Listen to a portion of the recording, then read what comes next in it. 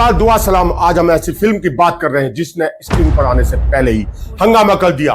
ये एक फिल्म का विवाद नहीं है, बल्कि हमारी सांस्कृतिक चेतना और कलात्मक मर्यादा के बीच छिड़े युद्ध की कहानी है।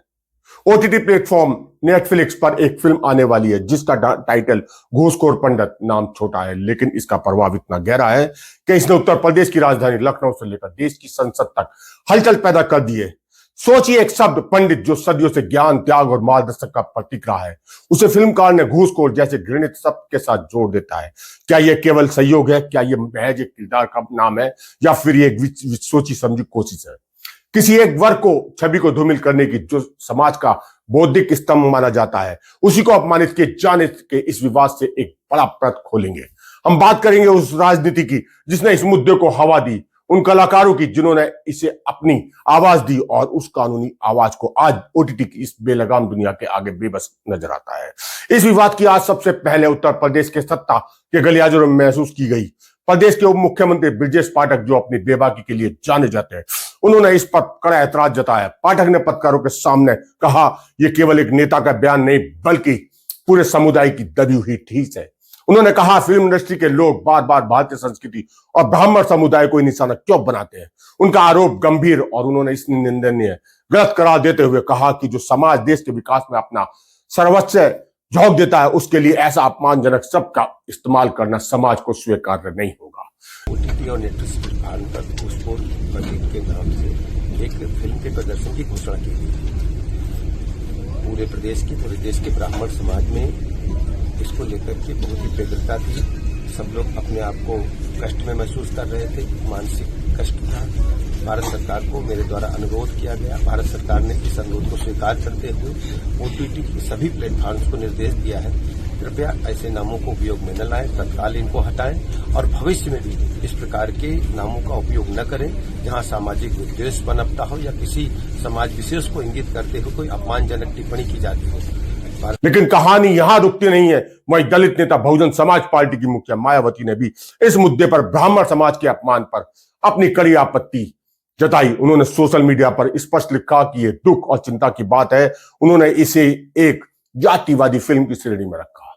मायावती का तर्क बहुत गहरा था। वे कहती हैं, जब आप फिल्म में पंडित जैसे शब्दों को नकारात्मक या भ्रष्ट तरीके से दिखाते हैं तो आप पूरे देश के ब्राह्मण समाज का अपमान करते हैं। उन्होंने सीधे केंद्र सरकार से मांग की कि ऐसी फिल्म पर तुरंत प्रतिबंध लगे। अब देखिए, विचारधाराएं अलग हो सकती हैं लेकिन राजनीति अलग हो सकती है। लेकिन जब बात सामाजिक अस्मिता के अपमान की आई तो सत्ता और विपक्ष एक ही पटरी पर नजर आए। जैसे जैसे विरोध के सुर तेज हुए, मामला लखनऊ के हथरगंज से पुलिस स्टेशन पहुंचा तो निर्देशक नीरज पांडे और उनकी पूरी टीम के खिलाफ एफआईआर दर्ज की गई। आरोप है कि फिल्म का शीर्षक और संवाद समाज में बंटवारा पैदा कर रहा है। अब जरा फिल्म की कहानी पर नजर डालते हैं। ये क्राइम थ्रिलर फिल्म है। मुख्य भूमिका में है मनोज वाजपेयी, जो अजय दीक्षित नाम के एक सीनियर पुलिस इंस्पेक्टर का रोल अदा कर रहे हैं। कहानी कहती है कि भ्रष्ट है, उसे लोग पंडित कहते हैं और उसे अपने पाप को धोने का एक आखिरी मौका मिलता है। यहां मेरा तर्क ये स्पष्ट है, यदि कहानी एक भ्रष्ट पुलिस वाले की थी तो क्या उसे किसी अन्य संबोधन से नहीं नवाजा जा सकता था? क्या फिल्मकारों को पता नहीं था कि पंडित शब्द के साथ घूस को जोड़ना एक समुदाय विशेष के जख्मों को कुदेरने जैसा नहीं है? फिल्म संगठन भी अब दो फाड़, कुछ इसके अभिव्यक्ति की आजादी कह रहे हैं तो कुछ कह रहे हैं कि ये क्रिएटिविटी के नाम पर सेंसिटिविटी का कत्ल है। और विवाद बढ़ा तो निर्देशक नीरज पांडे सामने आए। उन्होंने माफी जैसा रुख अपनाते हुए कहा, पंडित केवल एक बोलचाल का नाम है। उन्होंने सारे टीजर और पोस्टर हटाने का निर्णय दिया। लेकिन सवाल वही है, क्या पोस्टर हटाने से मानसिक चोट ठीक हो जाएगी? जो अपने पहले ही पहुंचा दिया। मनोज वाजपेयी ने भी फेसबुक पर लंबी पोस्ट लिखी। उन्होंने कहा कि वे भावनाओं का सम्मान करते हैं। उन्होंने इसे एक त्रुटिपूर्ण इंसान की कहानी बताया। परंतु एक राष्ट्रीय पुरस्कार विजेता कलाकार से जनता ये उम्मीद करती है कि वह पटकथा सुनते समय केवल अपने किरदार की गहराई ना देखे, बल्कि उस किरदार के सामाजिक प्रभाव को भी समझे। क्या मनोज जी को यह महसूस नहीं हुआ कि अजय दीक्षित को पंडित कहकर गालियां दिलवाना था या उसे भ्रष्ट दिखाना एक बड़े वर्ग को आहत करेगा? क्या कला इतनी स्वार्थी हो गई है कि वह समाज के प्रति अपनी जवाबदेही भूल गई है? कार्यक्रम के इस अंतिम पड़ाव पर मैं सेंसिटिव फिल्म जगत के सामने 5 खड़े सवाल छोड़ना चाहता हूं। सिलेक्टिविटी टारगेट, क्या आपकी कलात्मक आजादी केवल उन्हीं समुदाय पर चलती है जो शांत, सहिष्णु और आप किसी दूसरे धर्म के पवित्र संबोधन के साथ आतंक या भ्रष्ट जोड़कर फिल्म बनाने का साहस रखते हैं?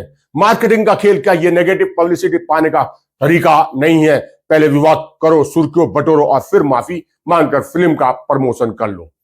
ओटीटी का काला बाजार, सेंसर बोर्ड की कैची थिएटर के लिए, लेकिन ओटीटी पर क्या कोई कुछ नहीं परोसा जा सकता? क्या एक सरकार अब भी किसी बड़े सामाजिक दंगे का इंतजार कर रही है या वह नियम बनाने की दिशा में ठोस कदम उठाएगी?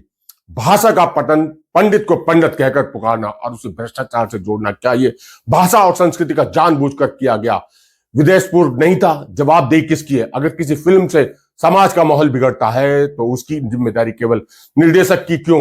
उन्होंने ओटीटी प्लेटफॉर्म पर कार्रवाई क्यों नहीं होती है? ऐसे कंटेंट को करोड़ों लोगों तक पहुंचाते हैं। निष्कर्ष अतः यह है, लड़ाई केवल एक फिल्म के नाम की नहीं, यह सोच जो मनोरंजन के नाम पर हमारे सामाजिक प्रतीकों को नीचा दिखाने का प्रयास करती है। कला को आजादी मिलनी चाहिए, लेकिन वह आजादी जहर उगलने के लिए नहीं होनी चाहिए। अगर कोई कहानी समाज के लिए एक वर्ग को अपराधी या घूसखोर के तौर पर पेश करती है तो वह कहानी कला नहीं बल्कि एक सांस्कृतिक षड्यंत्र।